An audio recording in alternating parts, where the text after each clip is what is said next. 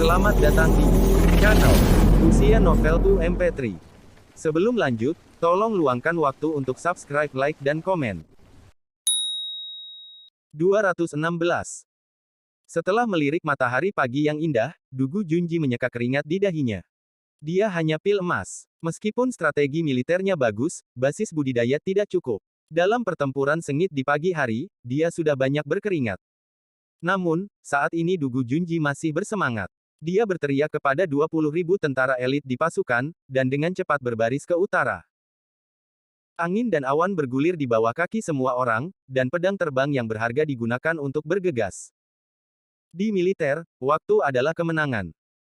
Tim bergerak maju selama kurang dari setengah jam, dan tiba-tiba seorang pengintai datang untuk melaporkan. Jenderal, tim pemasok logistik kerajaan Jinyang ditemukan di depan. Pengangkutan material seperti gunung sekitar 5.000 orang. Mungkin, mereka tidak memiliki pertahanan.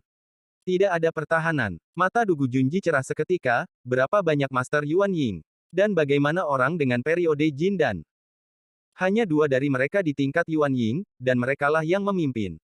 Dan periode Jindan ada ratusan, lalu sisanya adalah periode yayasan dan tentara biasa. Dugu Junjie mengangguk pelan, mungkin musuh ada di situsnya sendiri, dan dia tidak memikirkan pertahanan atau sejenisnya. Namun, ini peluang bagus. Dugu Junji punya ide dalam sekejap. Kami menghentikan tim ini, dan kemudian semua orang menyamar dan menipu mereka. Di sisi lain, di Istana Kekaisaran Negara Kixia, Kaisar baru diam-diam memandang cahaya fajar dari timur, tetapi hatinya bingung. Negara Kixia saat ini, seperti suasana pagi ini. Hanya cahaya redup yang bisa dilihat, dan selain itu hampir diselimuti kegelapan sepenuhnya. Kurang dari sebulan setelah naik tahta, dia sudah kuyu. Dia tidak bodoh, tapi, dia tidak memiliki pengetahuan diri, dia tidak tahu seberapa buruk dia. Namun, dia juga bekerja keras untuk melakukan yang terbaik. Di belakangnya, Perdana Menteri Ouyang Xi berdiri diam, wajahnya dipenuhi emosi. Selain Ouyang Xi, ada juga Zhao Duo, Dokter Kekaisaran Xi, Su Ming, Hu Bu, Su Yu Tiegan, dan lainnya. Tetapi semua orang tampak bermartabat. Ouyang Xi menoleh untuk melihat kekacauan surat-surat di tanah, matanya berkedip karena marah. Surat ini berasal dari Kerajaan Jinyang. Kerajaan Jinyang menyangkal kontrak pernikahan sebelumnya. Dalam surat itu tertulis, untuk pernikahan, negara Kixia Anda tidak memenuhi syarat. Namun, selain menolak kontrak pernikahan, negara Jinyang mengedepankan persyaratan, berlebihan, pernikahan tidak memenuhi syarat, tetapi kita bisa menikah. Putri Anda cantik, Anda bisa pergi ke pangeran untuk menjadi selir. Jika Anda menyetujuinya, sang putri akan dikirim dengan hormat sesegera mungkin. Untuk mahar, gunakan seluruh keluarga Zhang sebagai mahar, termasuk teknologi peleburan besi hitam keluarga Zhang. Jika Anda melakukannya, negara kami Jinyang dapat mempertahankan setengah dari tanah Kixia dan menerima Anda sebagai negara bawahan. Kalau tidak, sampai jumpa di medan perang. Kondisi dalam surat ini tentu saja berlebihan. Tapi masih ada ruang untuk pilihan di Kixia Country. Lebih tepatnya, Kaisar baru sekarang tidak memiliki harapan lain untuk negara Kixia. Di antara pilihan rumit dari kekalahan, kematian, dan pelestarian setengah dari negara, ia memilih cara yang paling memalukan. Namun, sejauh ini, ia belum sepenuhnya menentukan. Dia masih berusaha menemukan jalan dan masih terjerat karena Kabupaten Xinjiang telah mengalahkannya dan menangkap lebih dari 70.000 tawanan, yang juga membuat Kaisar melihat sinar cahaya di bawah malam yang gelap. Cerita bersambung di bawah ini. Di bawah langit fajar, itu penuh dengan depresi. Ouyang Xi dan yang lainnya tidak tahu bagaimana mereka harus berbicara. Tiba-tiba ada langkah kaki, dan terlihat seorang penjaga berjalan perlahan bersama lelaki tua yang memegang batu giok. Setelah di depan Kaisar, dia segera membungkuk dan berkata, "Yang mulia, ini surat dari Jiu Yangzong." Kaisar tidak berbicara. Setelah beberapa saat, Ouyang Xi harus maju dan membawa batu giok ke Kaisar. Mata Kaisar lurus, dan dia melihat batu giok di tangan Ouyang Xi, matanya sedikit rumit. "Apa beritanya? Lihat saja dan katakan padaku." Nada suaranya lemah dan lesu. Ouyang Xi memandangi Kaisar dan kekecewaan muncul di dalam hatinya. Tapi dia masih mengaktifkan batu giok, dan wajahnya berubah sedikit pucat, ada ketakutan yang muncul di sorot mata Ouyang Xi. Yang mulia, Ouyang Xi menelan dan menggigil, Jiu Yangzong. Mengkhianati. Mereka semua menyerah kepada kerajaan Jinyang. Sosok kaisar bergetar dalam sekejap. Meskipun ia tidak memiliki banyak kebijaksanaan dan sarana politik, ia memahami pentingnya Jiu Yangzong. Tiga pilar negara Qixia, keluarga kerajaan, Jiu Yangzong, dan Xinglin Hall. Xinglin Hall milik kekuatan lunak, sedangkan keluarga kerajaan dan Jiu Yangzong memang kekuatan keras. Sekarang Jiu Yangzong jatuh, yang merupakan pukulan besar bagi negara Qixia. Selain itu, pembagian administrasi negara Qixia adalah sebuah wilayah Guangling di pusat, di bawah kendali langsung keluarga kerajaan, menempati hampir setengah dari wilayah negara Qixia. Dikelilingi oleh beberapa kabupaten kecil, sebagian besar keluarga, dan sekte seni bela diri, yang didistribusikan ke kabupaten sekitarnya. Namun, interior kabupaten Guangling juga rumit, dan yang tersisa hanyalah keluarga besar dan sekte besar. Misalnya, Jiu Yangzong. Hilangnya Jiu Yangzong setara dengan hilangnya setengah dari kabupaten Guangling. Artinya, Jiu Yangzong membuat keputusan, dan luas tanah negara Qixia menjadi seperempat. Di Alula menjadi hening lagi. Langit berangsur-angsur cerah, dan akhirnya Ouyang Qingque membawa sang putri. Saat ini sang putri tampak tenang, dan tidak terlihat melawan. Sepanjang jalan, sang putri sangat jujur, tidak mencoba melarikan diri sama sekali. Liu Xinyu datang ke depan aula kerajaan, dia menatap kaisar, dan berkata dengan lembut, "Saudaraku." Suara itu sangat ringan, lemah, dan suram karena rasa sakit di hatinya. Sosok kaisar bergidik, dan dia tidak berani menatap langsung ke Liu Xinyu. Melihat ini, sang putri berkata dengan lembut, dan ada sedikit suara kelemahan seorang gadis. "Saudaraku, bisakah aku berbicara denganmu sendirian? Aku khawatir, aku tidak akan memiliki kesempatan berbicara denganmu di masa depan." Kaisar mengangguk, tetapi, dia tidak berani menatap mata Liu Xinyu. Dia melambaikan tangan kepada orang-orang di sekitarnya, dan memasuki ruang belajar bersama Liu Xinyu. Ouyang Xi memandangi pintu ruang belajar yang perlahan tertutup dan menoleh untuk melihat adiknya Ouyang Qingque. Kedua saudara kandung itu menggelengkan kepala pada saat bersamaan, mata mereka penuh dengan emosi. Dan setelah beberapa saat, tiba-tiba teriakan putus asa datang dari dalam ruang belajar. Ouyang Xi dan yang lainnya kaget, tubuh mereka menjadi kaku. Cerita bersambung di bawah ini. Jeritan putus asa tiba-tiba pecah, dan terdengar di bawah fajar yang redup ini, membawa keanehan yang tak terlukiskan. Leher Ouyang Zi tampak berkarat, berputar sedikit, kaku, dan kemudian berbalik lagi, menatap ruang belajar yang menyala terang. Dalam cahaya terang, tampaknya ada sedikit bayangan yang bergoyang. Jendela di ruang belajar semuanya sedikit transparan, jadi orang di luar bisa melihat bayangan yang ada dalam ruang belajar. Setelah jeda singkat, Ouyang Xi akhirnya memiliki keberanian dan tanggung jawab, dia akhirnya bereaksi, berteriak, dan bergegas masuk ke dalam, namun, setelah membuka pintu, dia terpana. Adegan yang paling sulit dipercaya, dan adegan yang paling dia takuti, pertunjukan yang berdarah. Putri Liu Xinyu berdiri dengan tenang di samping, sambil menyeka pedangnya dengan lembut menggunakan kain kasa, dan kaisar, jatuh dalam genangan darah. Napasnya telah sepenuhnya hilang. Liu Xinyu menyeka pedang terbang dengan tenang, sama sekali tidak ada darah di pedang terbang, dan tidak ada noda pada syal itu. Namun, dia masih menyeka. Adegan itu kaku dan aneh untuk sementara waktu. Kerumunan itu berangsur-angsur berkumpul di pintu, tetapi Liu Xinyu menyeka pedangnya dengan pelan. Angin sepoi-sepoi bertiup perlahan, tetapi atmosfer berat di tempat kejadian tidak dapat diangkat. Liu Xinyu tidak berbicara, dia hanya menyeka pedang terbang yang bersih itu berulang-ulang. Hatinya terlihat kosong. Sebelumnya, di sepanjang jalan, Liu Xinyu memikirkan banyak kemungkinan. Dia berpikir untuk mematuhi pengaturan, tetapi dia melihat hasilnya, dia akan menjadi mainan orang lain, dan masih tidak bisa menyelamatkan negara Qixia. Dia berpikir untuk melarikan diri, tetapi itu masih tidak ada artinya.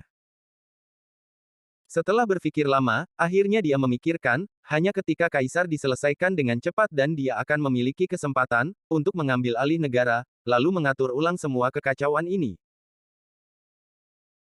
Lagi pula, kepengecutan dan ketidakmampuan putra mahkota adalah salah satu akar penyebab kemunduran negara, dan di zaman imperialisme, jika Anda ingin menggantikan seorang kaisar, cara damai seringkali tidak cukup. Hanya ada satu cara untuk menyelamatkan negara dan mengubah kaisar. Sepanjang jalan, kesan paling jelas dalam hati Liu Xinyu ternyata adalah kerangka baja dari pangkalan pembuatan kapal Zhangjia. Dalam kerangka baja, Liu Xinyu melihat harapan nyata, harapan negara Qixia, dan juga harapannya sendiri. Apa yang dikatakan Zhang Hao di awal sekali lagi muncul di hati Liu Xinyu, ke arah barat. Satu-satunya harapan bagi negara Qixia adalah untuk terus berkembang ke arah barat. Liu Xinyu secara pribadi akan memimpin pengembangan ini. Setelah beberapa waktu berlalu, Ouyang Si akhirnya merespons, tetapi, dia tidak tahu harus berkata apa. Dia hanya menunjuk ke sang putri, tubuhnya gemetaran hebat, tetapi, dia tidak bisa mengatakan sepatah kata pun. Sang putri akhirnya memalingkan kepalanya perlahan-lahan, dia tampak tenang, dan ada ketegasan, kegilaan yang tak terlukiskan dalam kata-katanya. Ouyang Si. Suara sang putri sangat lembut, tetapi itu membuat Ouyang Si tiba-tiba berdiri tegak.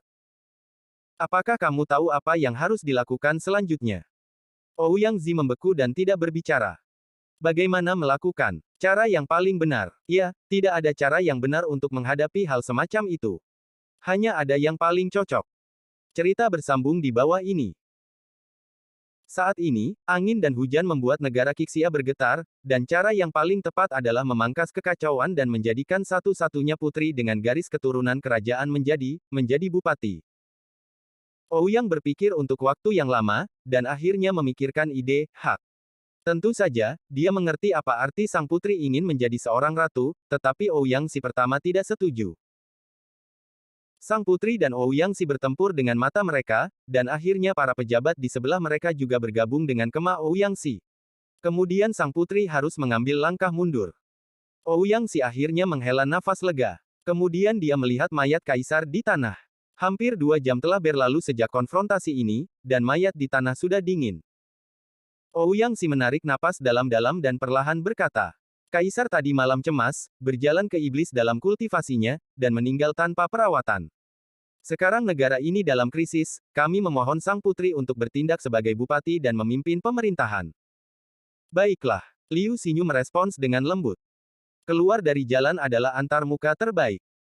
Situasi nyata jelas tidak bisa dikatakan, dan jika dikatakan ada pembunuhan, istana dapat diserang, itu bahkan akan lebih panik, dan juga wajah keluarga kerajaan akan hilang. Adapun luka pedang di mayat, itu ditutupi dengan mantra. Kemudian beberapa penjaga menunggu untuk berurusan dengan mayat secara langsung. Ketika orang berurusan dengan tubuh, mereka sangat ketakutan, akankah mereka dibunuh karena mereka tahu terlalu banyak. Semua orang berurusan dengan pemandangan itu, dan tiba-tiba langit suram, dan momentum besar tiba-tiba jatuh, seperti langit runtuh. Sosok agung perlahan turun, dan sosok itu dipenuhi amarah. Kakek, Liu Xinyu saling memandang dengan tenang. Orang yang datang adalah Liu Dingshan, dan dia juga satu-satunya penguasa metamorfosis di Qixia. Melihat tubuh Sun Zi yang dingin, Liu Dingshan tiba-tiba berbalik untuk melihat Liu Xinyu. Siapa yang membunuh? Keluar dari api, kata Liu Xinyu dengan tenang. Setelah melihat sang putri sebentar, Liu Dingshan tiba-tiba mengumpulkan amarahnya. Dia perlahan berjalan ke samping ruang belajar, dan sang putri mengikutinya dengan sadar, dan menutup pintu. Setelah menutup pintu, Liu Dingshan melihat ke tanah yang belum sepenuhnya membersihkan darah, dan perlahan berkata, beri aku alasan. Kakak laki-laki terlalu pengecut, egois, dan sempit. Orang seperti itu tidak mampu membeli negara Qixia sekarang. Dan aku percaya diri untuk mendukung negara ini. Bagaimana cara melakukannya? Liu Xinyu berkata tanpa ragu. Perkuat pengembangan industri besi hitam dan kembangkan pilar baru. Pilar ini adalah Zhangjia dan Dayang Group untuk menggantikan Jiu Yangzong. Sekarang Zhangjia sudah memiliki potensi seperti itu. Selanjutnya, saya akan menunda waktu dengan segala cara dan menciptakan peluang untuk pengembangan keluarga Zhang. Apakah kamu berani menjamin bahwa keluarga Zhang tidak akan menjadi Jiu Yangzong berikutnya? Liu Xinyu tersenyum. Kakek, apakah ada pilihan lain di negara Qixia sekarang? Jangan katakan apa-apa tentang bergabung dengan anggota keluarga lainnya untuk bertarung bersama. Ternyata sebagian besar keluarga itu juga rumpun-rumput. Anda tidak perlu berbicara tentang bergabung dengan negara lain. Negara Danyang dalam perselisihan sipil dan tidak dapat menjamin dirinya sendiri. Negara Zhoushan di utara menghadapi invasi negara Yanyun, dikatakan situasinya sama buruknya. Setidaknya kita memiliki kemenangan yang layak di Kabupaten Xinjiang, tetapi tidak ada kemenangan di Zhoushan. Cerita bersambung di bawah ini. Ada juga negara Zushan, yang terpisah dari kami oleh negara Jinyang, tak terjangkau. Sedangkan untuk negara perburuan, saya khawatir itu juga ambisi serigala. Sekarang kita hanya bisa mengandalkan diri sendiri. Di negara Kixia, satu-satunya hal yang dapat membuat saya melihat harapan untuk saat ini adalah Ocean Group yang dipimpin Zhang Jia. Ini adalah pertaruhan, dan semuanya dikatakan menang. Jika gagal, tidak ada. Karena, kita belum pernah melihat harapan kemenangan. Bukan. Liu Dingshan tiba-tiba berhenti berbicara. Ya, saya tidak melihat banyak harapan. Jika itu normal, jika Zhang Jia ingin memiliki lingkungan pengembangan yang santai, jangan pernah memikirkannya. Namun di lingkungan saat ini, keluarga Zhang telah membawa peluang untuk berkembang. Hal-hal selalu tak terduga. Jika keluarga Zhang sekarang adalah negara pesisir yang kuat seperti Tanah Lancang atau Langya, keluarga Zhang mungkin tidak benar-benar berkembang. Namun, di negara Kixia, di negara yang bergejolak ini, keluarga Zhang telah memperoleh peluang besar untuk pembangunan. Liu Dingshan memandangi sang putri sebentar, dan akhirnya menghela nafas. Kerajaan, ini adalah kutukan yang melilit kerajaan. Haha. Liu Dingshan tertawa, tetapi tawa itu penuh dengan kesedihan. Tapi apa yang bisa dia lakukan? Mustahil untuk membunuh cucu ini. Kaisar Liu Dingshan, Raja Kixia, tiba-tiba merasakan kelelahan yang belum pernah terjadi sebelumnya. Baru saja, dia berhadapan dengan para tetua Jiuyangzong dan menanyai satu sama lain, tetapi dia tidak ingin merasakan semangat cucunya padam. Dan ketika dia bergegas ke istana, dia melihat pemandangan yang paling tidak bisa diterima. Tetapi, dia masih harus menerimanya. Langit semakin cerah, dan matahari merah yang menyala-nyala muncul dari timur. Namun langit masih memiliki awan tebal, sehingga langit masih hitam dan suram. Di sisi ribuan mil jauhnya, di depan Yunhai Guan, Dugu Junji melihat kembali ke tim transportasi panjang hasil rampasannya, dengan sedikit tanda pembunuhan di wajahnya. 1 jam yang lalu, mereka membajak tim transportasi makanan dengan sempurna, tidak satu pun dari lebih dari 5.000 orang dalam tim transportasi yang bisa lolos. Setelah itu, Dugu Junji dan yang lainnya mengenakan pakaian bernoda darah dari kerajaan Jinyang dan terus maju sambil menyamar. Sekarang akhirnya mencapai tujuan, Yunhai Guan. Melihat tingkat megah di depan, Dugu Junji gugup tetapi juga bersemangat. Yunhai Guan adalah persimpangan perbatasan terbesar antara Jinyang dan Kixia, dan sebaliknya adalah tempat di mana Kaisar Kixia jatuh. Juga di sini adalah garis kehidupan Korps Ekspedisi Kerajaan Jinyang. Signifikansi strategis di sini secara langsung terkait dengan semua rencana Kerajaan Jinyang. Pada saat ini, Dugu Junji memiliki kesempatan untuk menyerang di sini. Mengambil napas dalam-dalam, dengan penyamaran Dugu Junji berjalan maju, dan memaki sambil berjalan. Kami diserang. Pakaian pada kelompok Dugu Junji semuanya compang camping, karena kerusakan ini, tim hanya bisa berpura-pura bahwa mereka diserang diam-diam. Di tengah-tengah tim, ada lebih dari 500 mayat mereka yang tewas dalam pertempuran. Benar saja, ketika dia sampai di depan kota, dia melihat bahwa kota sibuk di mana-mana, dan para penjaga ketat dan gugup. Para prajurit sibuk mengatur busur yang kuat di tembok kota yang tingginya hampir 15 atau 6 kaki. Cerita bersambung di bawah ini. Penjaga gerbang akan membiarkan Dugu Junji dan yang lainnya diperiksa sedikit. Bagaimanapun juga, penjaga gerbang-gerbang kota masih agak waspada, dia membiarkan Dugu Junji dan yang lainnya sementara waktu tinggal di area tertentu di kota dan tidak diizinkan untuk bertindak sendiri. Muatannya sangat merepotkan dan timnya sangat panjang. Butuh banyak waktu untuk memasuki kota. Dugu Junji gelisah, memandang keluar kota dari waktu ke waktu. Jika dia menunggu sampai memasuki kota sepenuhnya, dan gerbang ditutup, dia akan terlambat untuk kembali. Untungnya, Zhang Hao dan yang lainnya masih dapat diandalkan. Selama waktu minum teh, alarm tiba-tiba terdengar di Yunhai Guan, para prajurit berlari dan berteriak, dan beberapa orang datang untuk memperingatkan Dugu Junji dan yang lainnya, sementara mereka harus tinggal di sini, dan tidak diizinkan untuk bergerak. Bang! Ledakan hebat terjadi di gerbang kota, tembok kota bergetar dalam ledakan itu, dan gemuruh datang dari tanah. Di gerbang kota, tidak ada waktu untuk memasukkan beban, dan personelnya menjadi abu dalam api.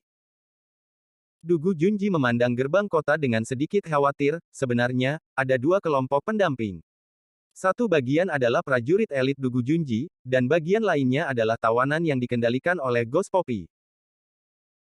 Para tawanan ini berjalan di belakang dengan tangan mereka, mereka adalah gelombang pertama umpan meriam dalam sejarah dunia ini. Dugu Junji memperhatikan anak buahnya telah memasuki kota, dan dia merasa lega. Kemudian dia berbalik untuk melihat gerbang kota, dan dia melihat bahwa gerbang kota telah dibuka oleh ledakan kerang, banyak dari berat dan tawanan yang dikendalikan oleh Poppy hantu telah menghilang. Ledakan seperti itu membuat petugas Yunguan berpikir untuk pertama kalinya. Dugu Junji dan yang lainnya tidak memiliki masalah, jika tidak, jenderal akan sulit untuk membuat keputusan seperti itu. Dugu Junji akhirnya menghela nafas lega dan diam-diam menyuarakan anak buahnya. Itu sementara aman, tetapi semua orang sudah siap, dan sudah waktunya untuk pertempuran yang menentukan. Setelah ledakan kerang dimulai, mereka tidak akan berhenti. Meskipun pesona naik di atas tembok kota, gerbang kota berpikir bahwa ada celah ketika itu tidak menutup. Kerang-kerang itu meledak terus-menerus di gerbang kota. Perbatasan pertahanan di sekitar gerbang pecah dengan kecepatan yang terlihat dengan mata telanjang. Potongan puing jatuh dan fondasi perbatasan mulai bergetar. Dalam ledakan itu, tentara yang tak terhitung jumlahnya menjerit dan panik. Tidak ada yang akan menjaga gerbang sama sekali. Dugu Junji bahkan membiarkan anak buahnya menjerit dan berjongkok dengan kepala tertutup. Dalam ledakan voli keempat, suara keruntuhan datang dari pintu masuk gerbang kota, bagian dari dinding gerbang kota runtuh tiba-tiba, bagian lebih dari 30 meter dari tembok kota runtuh seperti pasir kuning, dan langit penuh dengan pasir, dan persimpangan defensif tembok kota langsung muncul celah hingga 100 meter. Para pembela tiba-tiba terpana, mereka meraung dan berusaha menutup celah itu, tetapi peluru itu jatuh dengan akurat. Pada jarak kurang dari 1 kilometer, artileri yang dikendalikan oleh para penganut pemahaman hampir penuh dengan peluru, dan tembok kota seperti bendungan yang merobohkan tanggul, dan runtuh ke kedua sisi di sepanjang celah. Ada 10 gelombang pengeboman artileri, dan sudah ada kekacauan di gerbang kota, lebih banyak peluru jatuh ke kota, dan bahkan satu peluru hanya berjarak sekitar 150 meter dari Dugu Junji, yang membuat Dugu Junji takut dan mengumpat. Cerita bersambung di bawah ini. Bunuh. Raungan datang dari luar kota, berteriak untuk membunuh seperti ombak. Di bawah naungan artileri, pasukan dari negara Kixia secara langsung meluncurkan serangan umum, dan pasukan itu keluar seperti awan hitam. Tentara pertahanan Yunhai Guan melihat ini, dan juga meraung, memerintahkan pasukan untuk menghadapi pertempuran. Tembok-tembok kota telah runtuh dan penghalang pertahanan telah hilang. Sebagai seorang pembela, kota ini dalam posisi pasif, ratusan ribu pasukan di kota hanya dapat bertarung di celah-celah dan menerima baptisan kerang peledak. Di setiap peluru artileri yang jatuh, itu dapat membersihkan ruang terbuka 30 atau 50 meter, dan meneteskan hujan berdarah. Namun, pasukan pertahanan tidak memiliki pilihan mundur. Pertempuran yang menentukan telah dimulai. Tentara negara Kixia melakukan perjalanan jauh tanpa banyak senjata perang, para penjaga juga melakukan pertempuran yang menentukan secara tiba-tiba, dan persiapannya tidak cukup memadai. Namun, ada artileri di pasukan negara Kixia.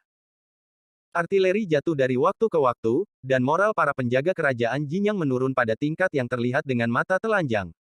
Di celah itu, darah mengalir dengan cepat seperti sungai, dan anggota tubuh yang patah bertumpuk seperti gunung. Di akhir perang, mereka mengumpulkan semua periode Jindan dan periode Yuan Ying, mempersiapkan untuk pertempuran yang menentukan. Para tuan dari kedua belah pihak saling berhadapan di langit, dan artileri berhenti. Setelah beberapa saat, Guan Zhengqing meraung, bunuh. Pertempuran yang menentukan dimulai. Pada saat ini, Dugu Junji tiba-tiba mencibir, dan juga meraung. Bunuh. Semua orang mengeluarkan busur dan busur mereka dari beban, menghadapi punggung master penjaga dari Jinyang, itu adalah 3 gelombang serangan cepat. Dalam serangan ini, beberapa master Yuan melarikan diri, tetapi sejumlah besar Jindan berteriak dan ditembak jatuh. Bagian panah dari panah-panah ini terbuat dari baja. Hanya dalam beberapa saat, langit telah dibersihkan setengahnya. Tim master dari pasukan pertahanan, yang memiliki total 7 atau 8.000 orang, telah tersisa sebanyak 4.000. Ketika penjaga itu akan bereaksi, Dugu Junji berteriak, dan lebih dari 5.000 tentara segera membentuk garis pertempuran. Dia akan mengaum dan menggeram, tetapi dia tidak berdaya. Sejak awal, Yunhai Guan benar-benar pasif. Pasukan mereka benar-benar tidak siap untuk perang. Mereka ditikam dengan pisau dari belakang, dan kekuatan artileri membuat para penjaga benar-benar putus asa dalam waktu kurang dari setengah jam. Pada akhirnya, para penjaga semakin putus asa, dan mereka ingin mati bersama musuh, tetapi dia tetap mati. Dia dikepung oleh 4 Master Yuan. Guan Zhengqing mengambil kembali pedang terbang itu dengan dingin, menjatuhkan darah di atasnya, meraih kepala penjaga dan terbang ke langit, mengumumkan bahwa penjaga itu telah mati. Perang dengan cepat mereda, dan pasukan negara Qixia sekali lagi menangkap lebih dari 30.000 tawanan. Sejauh ini, tentara memiliki lebih dari 100.000 tawanan. Kurang dari 200.000 pasukan, tetapi, mereka berhasil menangkap 100.000 tawanan. 1 jam kemudian, Zhang Hao dan yang lainnya duduk di General Mansion di mana Yunhai Guan jatuh. Dugu Junji meraih kerah Zhang Han dan meludahkan air liur, tembakanmu hanya berjarak 150 meter dari Lao Su. Gelombang kejut hampir menjungkir balikkan Lao Su. Cerita bersambung di bawah ini. Kamu belum terbalik, tapi kamu sudah menghitung. Wajah Zhang Han mencibir. Tidak, aku berbalik sekarang. Dugu Junji mencibir. Aku akan menggantungmu di laras dan membiarkanmu merasakan kekuatan pistol. Tolong, teriak Zhang Han sambil berlari dan dia dikejar oleh Dugu Junji. Sisanya tersenyum dan menyaksikan lelucon itu sekarang, mendiskusikan kemenangan dengan kegembiraan. Dari awal ekspedisi hingga saat ini, total 3 pertempuran telah dilakukan, yang semuanya telah mencapai kemenangan cemerlang. Total lebih dari 160.000 pasukan musuh terbunuh dan ditangkap, dan sisa tawanan sekarang melebihi 100.000. Bagaimana menangani para tawanan ini, dan bagaimana menangani kota ini, telah menjadi topik utama diskusi. Akhirnya, semua orang fokus pada Zhang Hao, Zhou Suhai, Guan Zhengqing dan Gu Xingdong. Zhang Hao adalah kepala kelompok kelautan, dan hampir setengah dari perang ini mendapat manfaat dari artileri kelompok kelautan. Zhou Suhai adalah penguasa Xing Lintang, dan dia sangat dihormati. Guan Zhengqing adalah dekrit kekaisaran, dan membawa bala bantuan dari negara Changlan. Gu Xingdong adalah penjaga Kabupaten Xinjiang. Zhang Hao mengandalkan usia mudanya dan berkata pertama, saya punya beberapa ide. Pertama-tama, kami ingin mempertahankan kebiasaan Cloud, itu tidak mungkin.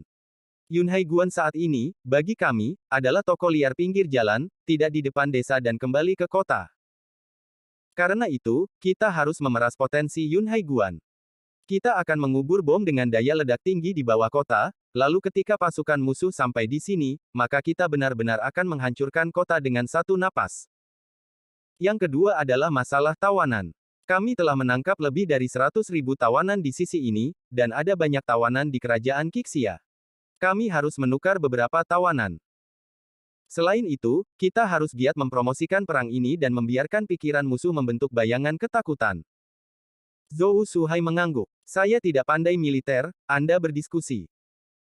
Guan Zhengqing berpikir sejenak dan berkata, kita harus menyerahkan masalah ini kembali ke ibu kota kekaisaran sesegera mungkin. Dan kemenangan seperti itu juga perlu memberitahu orang-orang dan membuat semua orang bersemangat. Gu Xingdong berkata dengan serius, saya pikir kerajaan Jinyang pasti belum merespons. Apakah kita mengambil keuntungan dari kesempatan untuk membunuh daerah tetangga dan menjarah? Apakah temboknya akan dibersihkan? Maka, harus ada pasukan besar datang. Pada saat ini kami meninggalkan kota yang kosong, tetapi sebuah bom dikuburkan di bawah kota yang kosong. Ketika musuh sampai di sini, kami akan meledakkannya. Jika berhasil, kita juga dapat menghancurkan sekelompok pasukan musuh, menangkap sekelompok tawanan, dan menyapu lagi. Dengan cara ini, setidaknya waktu bernafas yang cukup dapat dimenangkan untuk negara Qixia. Baiklah, Zhang Hao segera bertepuk tangan. Masalah tawanan mudah dipecahkan, cukup ambil obatnya dan bawa ke kota. Tidak perlu bermigrasi saat ini, selama 10.000 orang sudah cukup, dan kota dapat dilindungi. Sisanya, terutama yang memiliki mobilitas kuat, akan dipisahkan dengan dinding keras dan bidang yang jelas. Gu Xingdong bahkan meneriakkan pernyataan berani. Sebelum musuh bereaksi, ubah 1000 mil menjadi tempat yang menyedihkan. Kita tidak membunuh orang, tetapi kita harus menghancurkan semua makanan. Hancurkan semua kain, peralatan, dan bidang. Lalu tinggalkan orang yang lapar. Cerita bersambung di bawah ini. Semua orang telah membahas semua rencana, tetapi Bai Ye tiba-tiba datang. Hal besar tidak baik, Ji Yang Zong memberontak. Apa? Berita itu mengejutkan semua orang, terutama jika ada orang dari Jiuyangzhong di tim. Seperti Zhang Xinhan. Misalnya, Zhou Jue masih memiliki identitas murid Zhang Jiao dari Sekte Jiuyang. Bai Ye membuat berita publik, dan semua orang terpana. Setelah beberapa saat, Zhou Jue berkata sambil tersenyum. Ini baik-baik saja, Tuan saya telah memutuskan untuk bergabung dengan grup Ocean sepenuhnya, dan hubungan saya dengan Jiuyangzhong akan terputus di masa depan. Ketika saya bertemu orang-orang Jiuyangzhong lagi, saya tidak akan pernah lunak. Lagi pula, menatap Zhang Xinhan dan lainnya. Zhang Xinhan dan yang lainnya berdiskusi untuk waktu yang lama, dan akhirnya menghela nafas. Kami juga memutuskan untuk bergabung dengan Dayang Group dan sepenuhnya meninggalkan Jiuyangzhong. Lagi pula, semua orang bersumpah di depan umum dengan imbalan kepercayaan semua orang. Krisis internal kecil telah terpecahkan, tetapi setiap orang harus menghadapi krisis yang lebih besar. Konsekuensi dari pemberontakan Jiuyangzhong sangat serius. Menamparkan. Gu Xingdong menepuk meja dengan keras, matanya menatap. Semuanya, ini belum terlambat. Rencana yang baru saja kita buat harus segera dilaksanakan. Waktu adalah kemenangan. Di sisi tentara Jinyang. Waktu tiba sedikit di siang hari, di sebuah kota di sebelah timur Kabupaten Guangling, Sima Zhen membawa tangannya di punggungnya dan dengan tenang melihat ke barat, melihat ratusan mil ke barat, sisa-sisa kerajaan Qixia yang dipimpin oleh Wu Fanghai. Yah, bagaimanapun, Sima Zhen berpikir begitu, bahwa Wu Fanghai memimpin sekelompok prajurit yang kalah, bahkan sekarang Wu Fanghai telah memerintah kembali hampir 400.000 pasukan. Memikirkan perang hari ini, Sima Zhen merasakan emosi. Namun pada akhirnya dia masih tersenyum. Penyerahan Jiuyangzhong adalah peristiwa penting, Sima Zhen percaya bahwa ini hampir menarik setengah kekuatan, setengah harapan dan setengah moral Qixia. Untuk dirinya sendiri, dia memimpin pasukan ke pedalaman Qixia, Kabupaten Guangling. Hari ini, 300.000 pemberontak telah diorganisir secara lokal. Pemberontak ini mungkin tidak sekuat pasukan biasa, tetapi cukup untuk mengkonsumsi kekuatan Wu Fanghai. Mungkin tidak akan lama untuk memenangkan seluruh negara Qixia. Sima Zhen memalingkan muka dari barat, dan tiba-tiba ada langkah kaki cepat, mengganggu imajinasi Sima Zhen.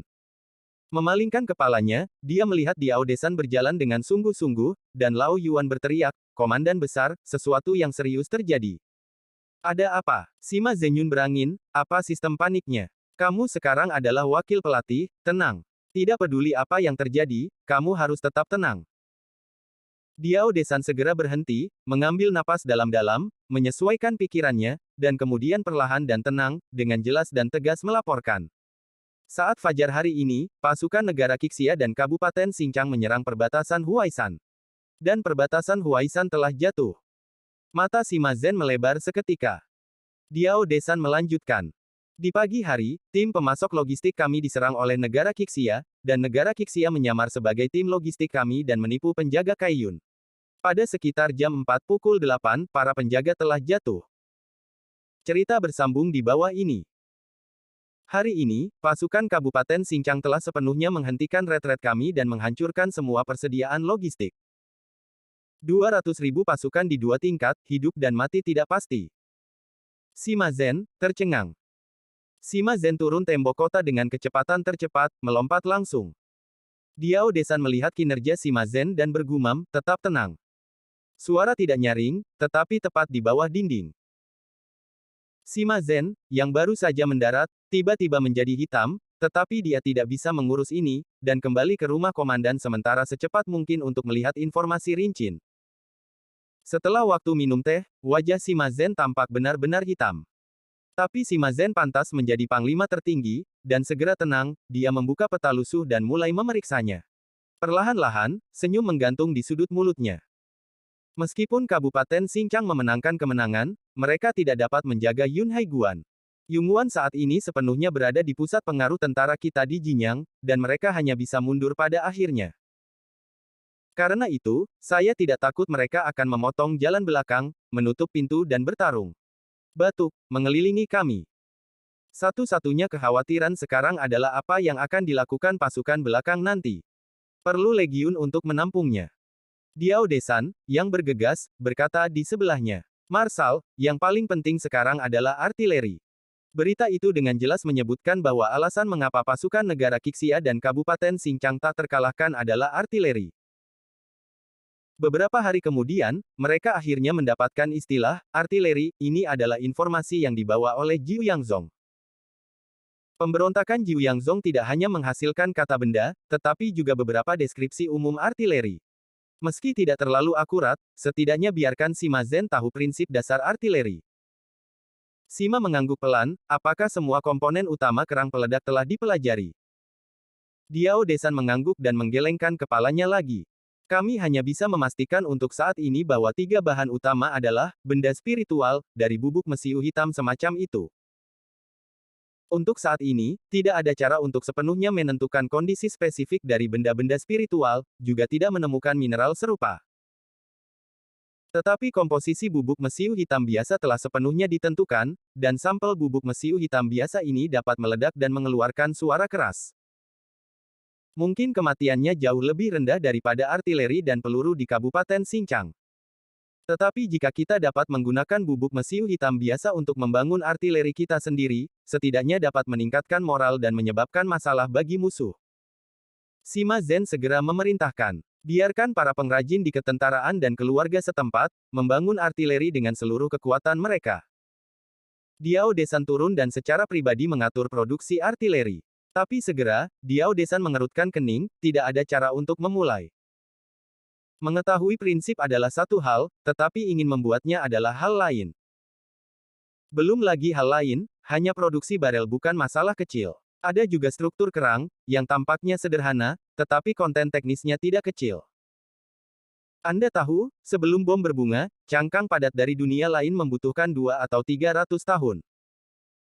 Pada akhirnya, Diao Desan harus kembali ke Sima Zhen, dan berkata dengan sedikit penyesalan. Banyak pengrajin mengatakan bahwa untuk menghasilkan artileri praktis, kita perlu setidaknya 2 bulan untuk menjelajahinya. Cerita bersambung di bawah ini. 2 bulan. Suara Sima Zhen sedikit tajam. Hanya dalam beberapa hari, pasukan Kabupaten Xinjiang telah memenangkan 3 kemenangan, jika 2 bulan kemudian, siapa yang tahu seperti apa parlemen Qixia 2 bulan kemudian. Tetapi pada akhirnya, Sima Zhen menjadi tenang. Dia berbalik, karena artileri ini milik keluarga Zhang, apakah ada cara untuk menarik keluarga Zhang? Diao Desan memikirkannya dan berkata, masalah ini, saya khawatir saya masih harus meminta Jiu Yangzong untuk bertanya. Kemudian lihat apakah ada cara untuk berbicara dengan Zhang Jia melalui Jiu Yangzong. Sima Zhen mengangguk pelan, kalau begitu kamu akan pergi ke Jiu Yangzong secara pribadi dan mendiskusikan masalah ini dengan Jiu Yangzong. Selama harganya bisa bertahan, kamu harus berjanji pada keluarga Zhang terlebih dahulu. Lagi pula, ketika negara Qixia dihancurkan, keluarga Zhang tanpa akar, akan mudah untuk memerasnya. Memahami. Tapi tak lama setelah Diao Desan pergi, Sima Zhen menerima informasi baru lagi, yang dikirim oleh Jiu Yangzong. Runtuhnya kaisar baru negara Qixia dikatakan sebagai hasil dari pembakaran api. Sekarang Putri Liu Xinyu dari negara Qixia telah menjadi Raja Bupati dan untuk sementara bertanggung jawab atas pemerintahan negara Qixia. Jian Chen. Sima Zhen sedikit mengerutkan kening. Dia tidak memiliki banyak kontak dengan Liu Xinyu dan tidak tahu banyak. Dia secara naluriah merasa bahwa ini adalah akhir dari negara Qixia, dan bahkan seorang putri akan menjadi bupati. Sima Zhen mengingatnya dengan sangat jelas. Putri Liu Xinyu dari negara Qixia baru berusia 18 tahun. Seberapa banyak peran yang dapat dimainkan bayi perempuan dalam situasi nasional saat ini? Oh, ini mungkin berita terbaik belakangan ini, Sima Zhen berpikir begitu saja. Dia merasa telah melihat akhir dari negara Qixia.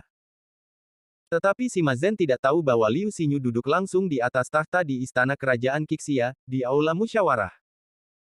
Para abdi dalam gempar, yang mulia, Anda duduk di tempat yang salah. Namun, tidak ada Perdana Menteri Ouyang Xi, Hubu Sangsu, Bingbu Sangsu, wakil komandan penjaga, yang keberatan. Suasana di aula tiba-tiba menjadi aneh. Liu Xinyu melirik dengan dingin ke sekelilingnya, baju besi merahnya, dengan tombak api setinggi 7 kaki di tangannya, dia terlihat seperti dewi perang. Semua orang, sekarang adalah krisis nasional, dan saya yang memimpin, istana ini tidak mau mendengarkan omong kosong. Mulai dari Perdana Menteri, laporkan secara detail semua yang menjadi tanggung jawabmu. Ouyang Si segera keluar dan membuat laporan terperinci tentang urusannya sendiri. Perdana Menteri harus bertanggung jawab atas politik negara secara keseluruhan, memastikan stabilitas negara, dan mencoba mengoordinasikan situasi perang. Liu Xinyu puas dengan ketelitian Ouyang Si, mengangguk puas. Jadi, sekarang keluarga pemberontak dan seni bela diri yang dapat ditentukan terutama terkonsentrasi di daerah yang diduduki dan Kabupaten Wuyang, di utara Kabupaten Jianwu. Ya, Ouyang Si tidak ragu. Liu Xinyu memikirkannya dan segera memerintahkan Gubernur Kabupaten Wuyang untuk memimpin semua pasukan yang setia kepada negara untuk mundur. Ambil semua yang bisa diambil. Dan yang tidak bisa diambil, hancur, garisnya jelas. Siapapun yang menolak akan dipenggal di tempat. Jika ada kesempatan, segera bersihkan semua keluarga yang mengkhianati.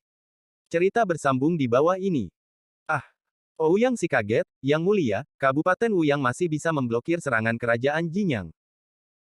Itu karena Wu Fanghai sedang menyeret, dan ada pasukan di Kabupaten Xinjiang di belakang. Liu Xinyu menjelaskan, dan kemudian berkata dengan dingin. Pergi dan lewati pesanan, sebelum Kabupaten Wuyang sepenuhnya ditempati, Anda dapat menarik kekuatan sebanyak mungkin. Kita harus mengecilkan garis pertahanan dengan sengaja. Semua orang mengenali perintah Liu Xinyu. Setelah itu, berbagai pejabat bergantian melaporkan apa yang mereka ketahui, dan Liu Xinyu mengajukan pertanyaan yang sangat rinci. Di pagi hari, Liu Xinyu bahkan memindahkan 16 pejabat, tetapi juga menunjuk 16 pejabat. Mengenai petugas yang dipindahkan, Liu Xinyu segera mengirim seseorang untuk mengawasi. Pada saat kritis, tembakan pertama, Liu Xinyu membuat suasana di aula aneh gembira, dan merasa bahwa sang putri memiliki harapan untuk menyelamatkan negara, tetapi lebih tidak disetujui. Anda hanya seorang putri kecil, dan Anda benar-benar menganggap diri Anda seorang bupati. Liu Xinyu melirik ke sekeliling, dia ingin menemukan ayam untuk pembunuhan ayam. Para pejabat itu tidak bodoh dan menundukkan kepala satu demi satu. Liu Xinyu melirik ke sekeliling, senyum tipis perlahan muncul di sudut mulutnya, dan sepertinya ada sarkasme di senyumnya. Tiba-tiba Liu Xinyu berkata, Ouyang Chu. Ada kehadiran langsung di pengawal, putra-putra Ouyang Chu dan Ouyang Si. Ketika Liu Xinyu bahkan meneriakkan nama Ouyang Chu, mata semua orang langsung menjadi tajam. Dengarkan saja, Liu Xinyu berkata dengan lembut. Ouyang Chu, kamu pergi untuk memberitahu Wu Fanghai tentang perubahan di Chaotang. Juga, kamu membawa Wu Fanghai kalimat. Di istana ini, bersumpah untuk hidup berdampingan dengan negara. Ya, Ouyang Chu cepat pergi setelah keluar dari aula. Kemudian Liu Xinyu menatap penjaga lain, putra Guan Zhengqing, Guan Yuxian. Tetapi menunggu Liu Xinyu berbicara, seorang punggawa di luar istana datang untuk melaporkan. Yang Mulia, ada laporan pertempuran dari Kabupaten Xinjiang, ini kemenangan besar. Mata Liu Xinyu berbinar. Suan. Liu Xinyu sedikit bersemangat, dia baru saja diangkat sebagai bupati, dan ada kabar baik, ini bukan hanya, Tuhan menolongnya. Utusan Kabupaten Xinjiang bersemangat dan hampir melompat ke aula. Selamat, Yang Mulia. Ini Yang Mulia Bupati. Ouyang Qingque, mengoreksi, pada waktunya. Duta Besar Kabupaten Xinjiang melompat ke aula dengan gembira, bersiap untuk melaporkan kepada Yang Mulia buah-buah kemenangan. Baru-baru ini, seluruh negara Qixia, termasuk Wu Fanghai, dikalahkan dalam perang. Suara Ouyang Qingque membuat utusan itu sadar. Dia berhenti, mata terbelalak, dan tampak keras untuk waktu yang lama. Yo, pergantian. Apa situasinya? Apakah itu seorang putri? Kaisar. Kepala utusan itu agak linglung. Jika Anda perhatikan dengan seksama, semua orang di aula diikat mati rasa di lengan kiri dan kanan mereka, ini telah terjadi pada dua kaisar secara berturut-turut, dan satu tangan tidak cukup. Utusan itu melihat pemandangan aneh ini untuk sementara waktu, dan untuk sesaat, haruskah aku, tidak terlalu bersemangat. Bahkan, suara Ouyang Qingque turun, dan suasana di seluruh Chaotang memadat. Dan Ouyang Si takut oleh saudara perempuannya, mengapa kamu begitu keras kepala? Cerita bersambung di bawah ini. Batuk. Ouyang Si terbatuk 2 kali. Itu, masalah Kabupaten Xinjiang, terus melaporkan. Oh, iya. Kemudian kurir itu mengatakan sesuatu yang membingungkan, dan berkata tentang Kabupaten Xinjiang, dan akhirnya menekankan. Yang Mulia, kita sekarang memiliki lebih dari 100.000 tahanan di tangan kita. Penjaga county siap untuk bertukar tahanan dengan kerajaan Jinyang. Tetapi bagaimana cara bertukar, penjaga county tidak berani membuat keputusan tanpa otorisasi. Setelah mendengarkan Liu Xinyu, dia langsung sangat gembira. Ketika saya berkuasa, saya menemukan hal yang baik. Apa ini? Ini adalah kehendak Tuhan. Tetapi setelah kegembiraan, Liu Xinyu segera memerintahkan. Anda kembali dan memberitahu Gu Xingdong bahwa raja akan berada di Kabupaten Xinjiang, bertukar tahanan dengan negara Jinyang. Adapun waktu, Anda datang sesuai dengan rencana strategis, tunggu sampai Anda siap, dan kemudian datang untuk memberitahu. Kementerian Pertahanan masih di bidang besi, Anda pergi ke Kabupaten Xinjiang untuk mengoordinasikan masalah ini. Iya, Yu Tiegan segera menerima pesanan dan pergi bersama pembawa pesan. Ini berarti bahwa Ti Qian pergi, Liu Xinyu berpikir sejenak dan kemudian memerintahkan. Biarkan Wu Fanghai menstabilkan garis pertempuran, pasukan di sekitar Jiuyangzhong mulai mundur, dan semua yang bisa diambil, maka diambil. Apa yang tidak bisa diambil, dihancurkan. Dan potong semua kontak, dan mengisolasi lokasi Jiuyangzhong. Jika Anda memiliki kesempatan, Anda dapat mencoba menyerang Jiuyangzhong untuk menyerang pasukan tambahan dan pasukan militer Jiuyangzhong. Ada juga retret dipercepat Kabupaten Wuyang tanpa kesalahan. Setelah jeda singkat, Liu Xinyu tiba-tiba berbalik untuk melihat Hu Yinglan di sebelahnya. Hu Yinglan, Anda pergi ke Kabupaten Ninghe untuk melihat bagaimana pasukan militer di Kabupaten Ninghe telah bersiap. Jika Anda siap, biarkan Liu Jingming memimpin pasukan untuk menyerang Jiuyangzhong. Tujuan utamanya adalah menghancurkan gerbang Gunung Jiuyangzhong dengan artileri. Bahkan jika Jiuyangzhong tidak dapat dikalahkan, Jiuyangzhong tidak boleh dibiarkan damai. Kita harus mencegah Jiuyangzhong ikut campur dalam perang. Iya, Hu Yinglan juga pergi. Liu Xinyu melirik Cao Tang lagi, tatapannya sedikit tertuju pada Ouyang Qingque, tetapi segera melewati Ouyang Qingque. Sekarang, negara masih tidak stabil, dan Liu Xinyu tahu bahwa ini bukan waktu yang tepat untuk menghitung. Pada akhirnya, mata Liu Xinyu tertuju pada Su Ming, Hu Susu. Su Ming, bagaimana dengan perbendaharaan? Su Ming segera keluar. Yang mulia, karena akuisisi eliksir tanpa biaya, Lingxi dan sebagainya hampir habis. Namun, eliksir dapat mendukung 3 bulan. Ditambah dengan eliksir yang disediakan oleh Tanah Changlan, diharapkan bahwa dukungan selama 8 bulan. Sebagian besar senjata ajaib dan instrumen sulap sekarang disediakan oleh Kabupaten Ninghe untuk saat ini, jangan khawatir. Liu Xinyu menarik napas dalam-dalam, pernah menjadi negara yang kuat, hanya beberapa bulan lagi yang tersisa. Liu Xinyu menatap atap, matanya tampak melihat menembus rumah, awan putih, dan kekosongan yang tak ada habisnya. Setelah beberapa saat, Liu Xinyu berkata perlahan, semua orang, bekerja keras. Sekarang tidak ada lagi yang bisa dikatakan, negara Qixia telah kehilangan sepertiga dari tanahnya. Di sisi Zhang Hao. Waktu berlalu dengan cepat, Cao Yang telah bangkit, Zhang Hao menghadapi Cao Yang dengan senyum tipis di wajahnya, tetapi ada senyum tebal yang tak terkatakan dalam senyumnya. Cerita bersambung di bawah ini. Berdiri di atas pusat kota, Zhang Hao pertama kali melihat penyelesaian Huang Mingxian dan lainnya. Tadi malam, Feng Ziling melakukan manuver kapal terbang kembali ke keluarga Zhang, membawa Huang Mingxian dan yang lainnya, dan 50 ton penuh bahan peledak. Ini masih peledak kelas atas. Produksi bahan peledak itu sederhana, asal tercampur rata. Tidak rumit seperti meriam. Bahkan bahan peledak yang meledak ini belum dimurnikan, kuantitasnya benar-benar dikejar. Pada saat ini, Huang Mingxian dan yang lainnya telah mengubur 50 ton penuh bahan peledak di bawah tanah. Ini jelas angka yang gila. Melihat bahwa Huang Mingxian dan yang lainnya mulai mundur, Zhang Hao memalingkan kepalanya dan melihat keluar tembok kota lagi. Dari kejauhan, ia melihat bahwa pasukan penyerang Qixia mulai kembali. Pasukan ini semuanya membawa kembali sejumlah besar bahan. Kuli transportasi, tentu saja, penduduk lokal kerajaan Jinyang, termasuk para tawanan. Di masa lalu lebih dari sehari, hampir 30 jam, pasukan Kabupaten Xinjiang menyapu radius 500 mil.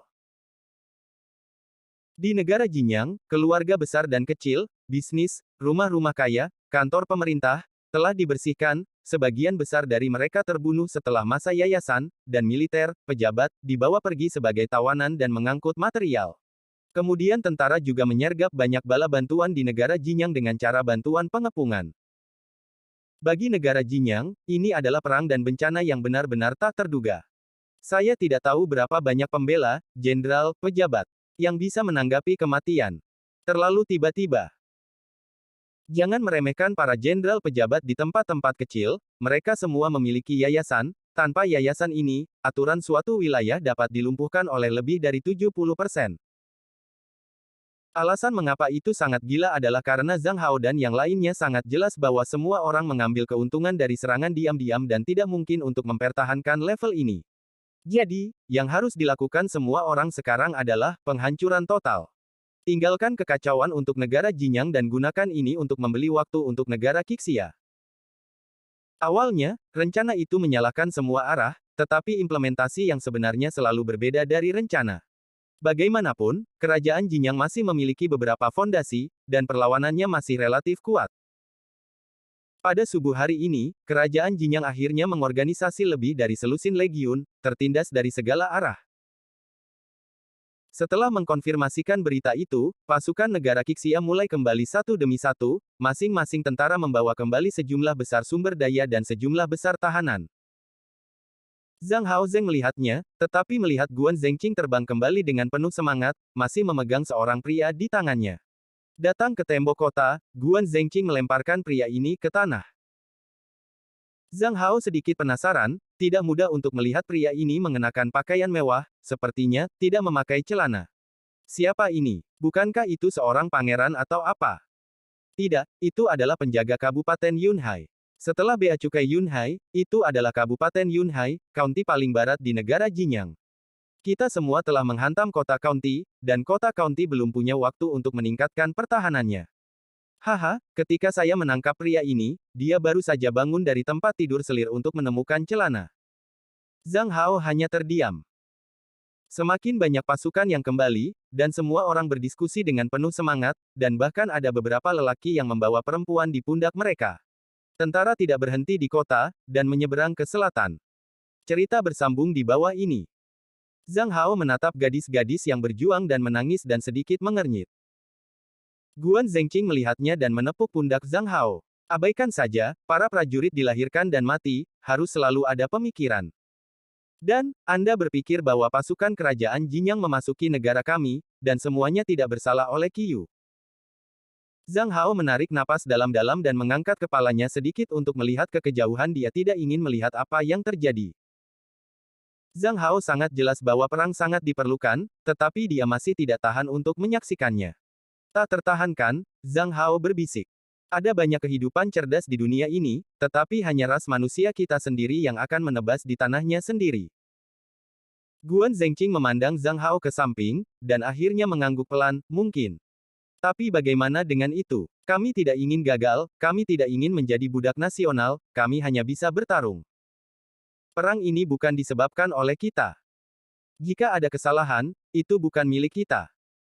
Zhang Hao tidak mengatakan apa-apa, hanya melihat kejauhan dengan diam-diam. Semuanya berjalan sesuai rencana. Pada siang hari, tentara mundur hampir sepenuhnya, dan materi serta tahanan yang dicari tidak terhitung jumlahnya. Tanpa berhenti, tentara dengan cepat mundur dari Yunhai Guan, meninggalkan kota yang kosong. Namun, Zhang Hao dan yang lainnya mundur, tetapi Dugu Junji, Gu Xingdong dan yang lainnya memimpin lebih dari 10.000 elit untuk mempertahankan kota. Di langit yang tinggi, pandangan terakhir Zhang Hao sebelum pergi ke kiri, dia melihat pasukan hitam yang datang dari timur.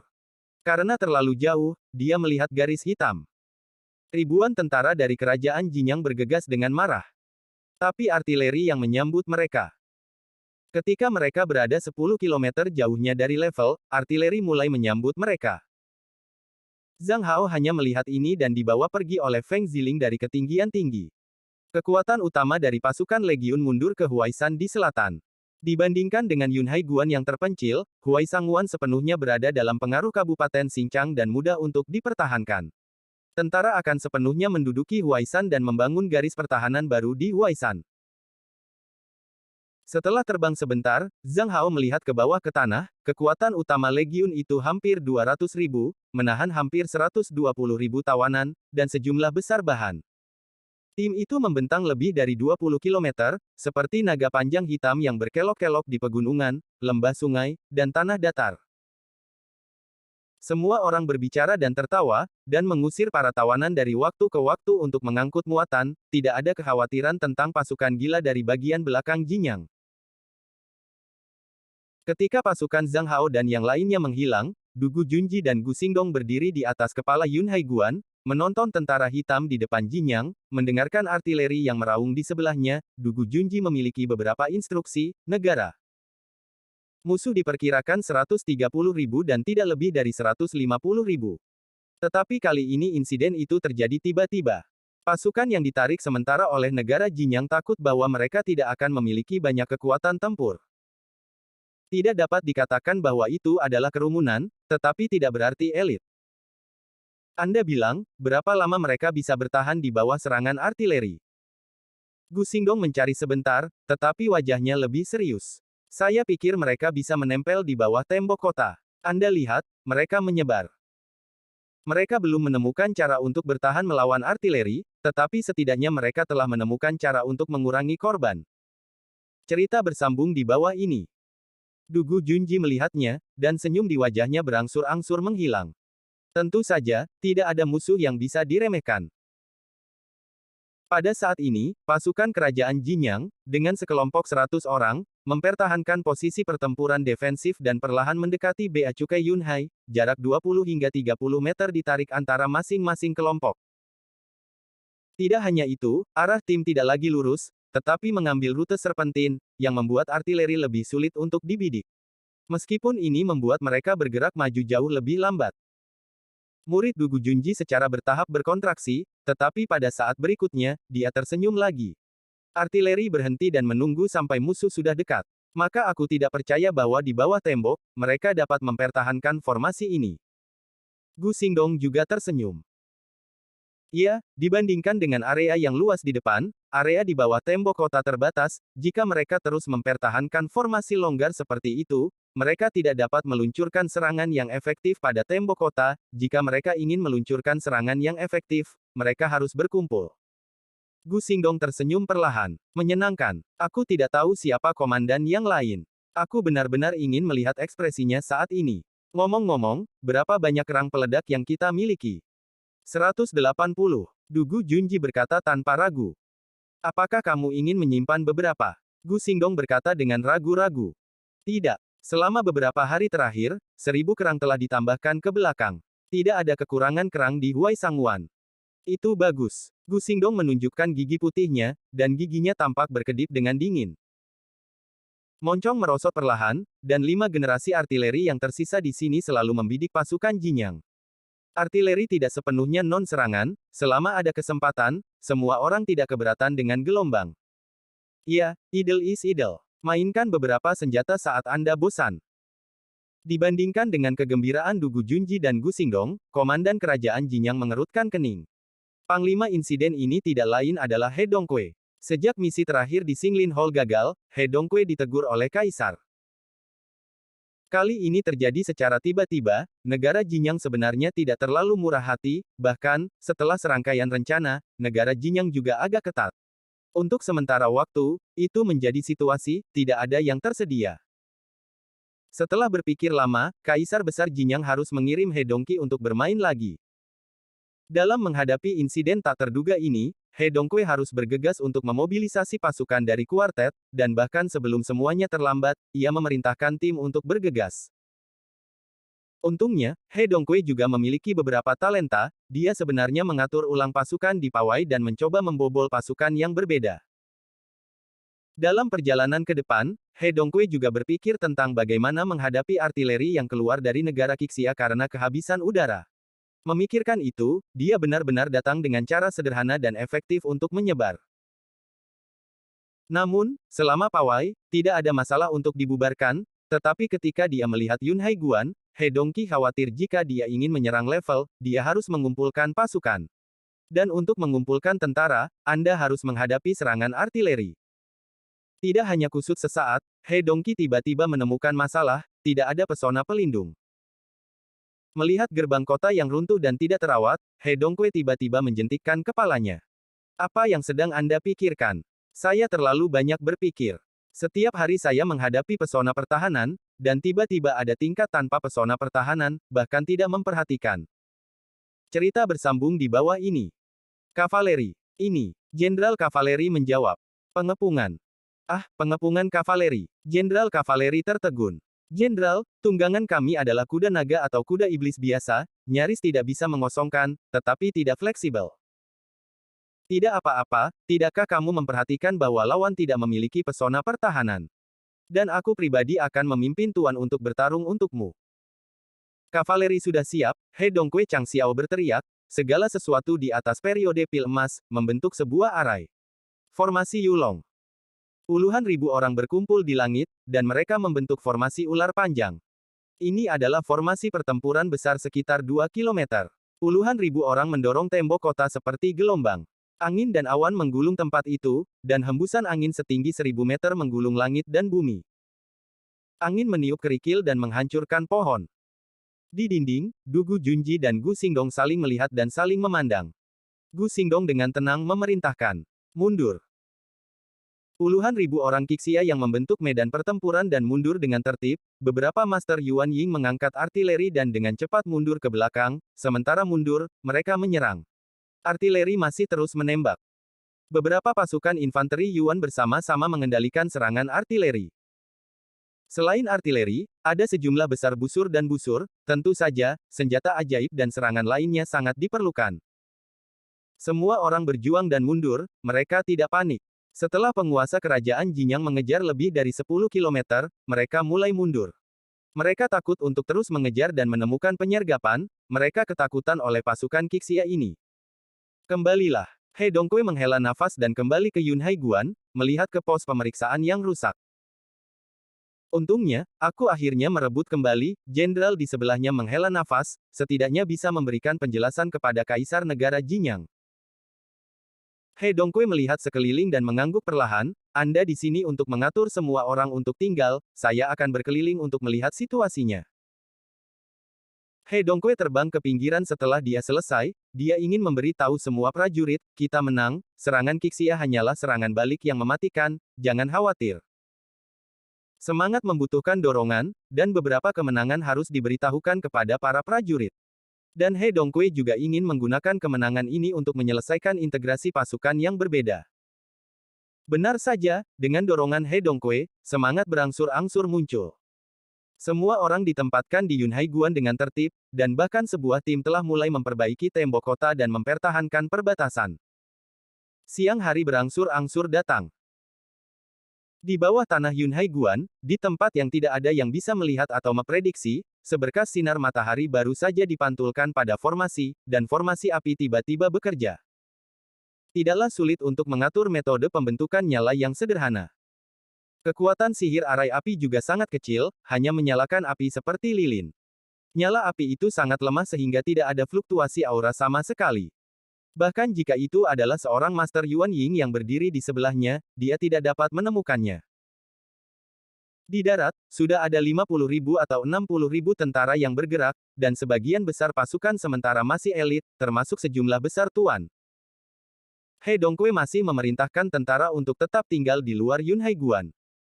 Cerita bersambung di bawah ini. Boom, boom, boom, boom. Tiba-tiba, He Dongkui merasakan tanah bergetar di bawah kakinya. Sebelum dia bisa bereaksi, dia melihat Yunhai Guan meledak ke langit. Sebuah nyala api meletus di tanah, dan seluruh tanah naik beberapa meter ke udara. Awan di ketinggian tinggi hancur dan lenyap seketika. Dalam radius 3 atau 2 kilometer, semua tanaman dan tubuh manusia hancur hampir bersamaan. Gelombang kejut seperti gelombang laut tiba-tiba muncul, menyebar dengan petir dan kilat. Di bawah gelombang kejut, seluruh dunia bengkok dan rusak. Setelah gelombang kejut berlalu, batu itu pecah, puncak gunung runtuh, dan tentara di luar tembok kota meledak seperti balon, berubah menjadi kabut darah di langit. Kecepatan gelombang kejut jauh melebihi kecepatan suara. Ketika He Dongkui tertegun, gelombang kejut baru saja muncul, setelah sekejap mata, itu semua gelombang kejut ini di bidang penglihatan, seolah-olah seluruh dunia ditutupi oleh gelombang energi. Apa yang salah dengan kebingungan He Dongkui? Saat berikutnya, gelombang kejut menyapu. Dia Dongkui hampir mengaktifkan harta defensifnya secara naluriah, tetapi pada saat berikutnya dia hanya merasakan kepalanya berdengung dan berbalik, dan fondasi infanteri Yuan tidak bisa menahan dampak seperti itu, dan dia menabrak tanah dengan satu ujung. Pada saat ini, He Dongkui tidak dapat melihat, mendengar, atau bahkan merasakan. Dia tampak terputus dari dunia, dan dunia di sekitarnya kacau.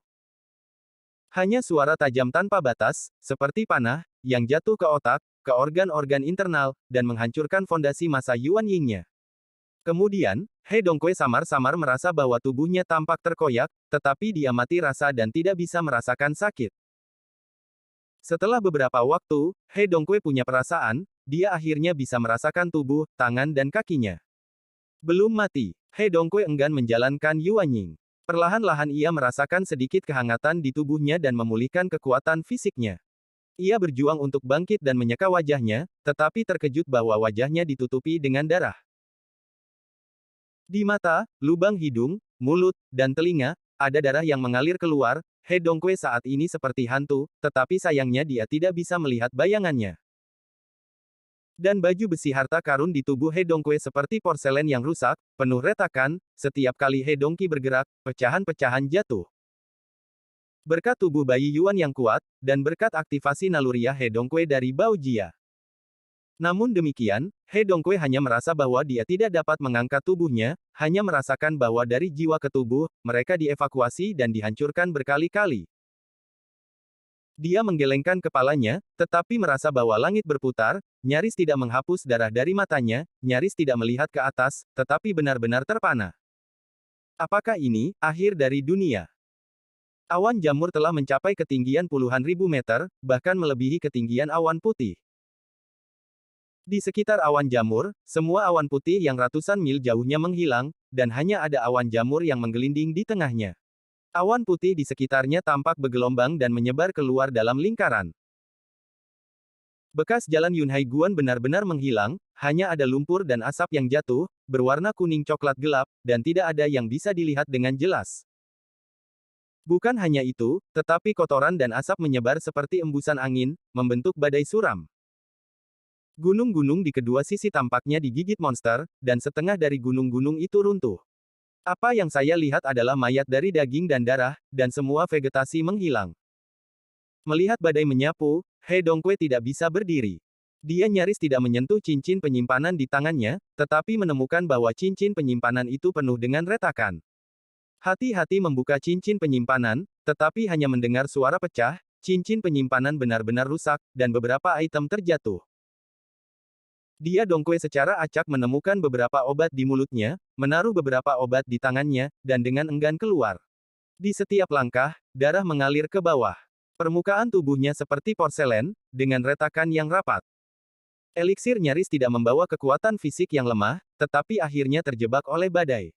He Dongkui seperti daun tertiup angin, tidak mampu menahan diri. Dilemparkan ke langit dari waktu ke waktu, dan berguling-guling di tanah dari waktu ke waktu. Selama jatuh, untungnya He Dongkui jatuh ke dalam kawah. Batuk. He Dongkui sedang berbaring di kawah, berjuang. Jika bukan fondasi Yuan Ying, kali ini, aku takut aku akan mati. Tetapi saat ini masih tidak baik.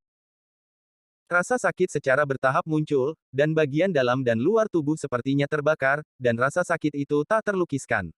Dan efek obat dari obat mujarab mulai bermain lagi. Dalam perbaikan tubuh, semacam asam gatal menembus ke dalam sumsum tulang dan jiwa. Ah! He Dongkui meraung kesakitan, tetapi dia tidak bisa mendengar suaranya sendiri. Dunia tampak sangat tenang, dan hening. Bersambung. Nantikan kelanjutannya di channel YouTube Wuxia Novel 2 MP3.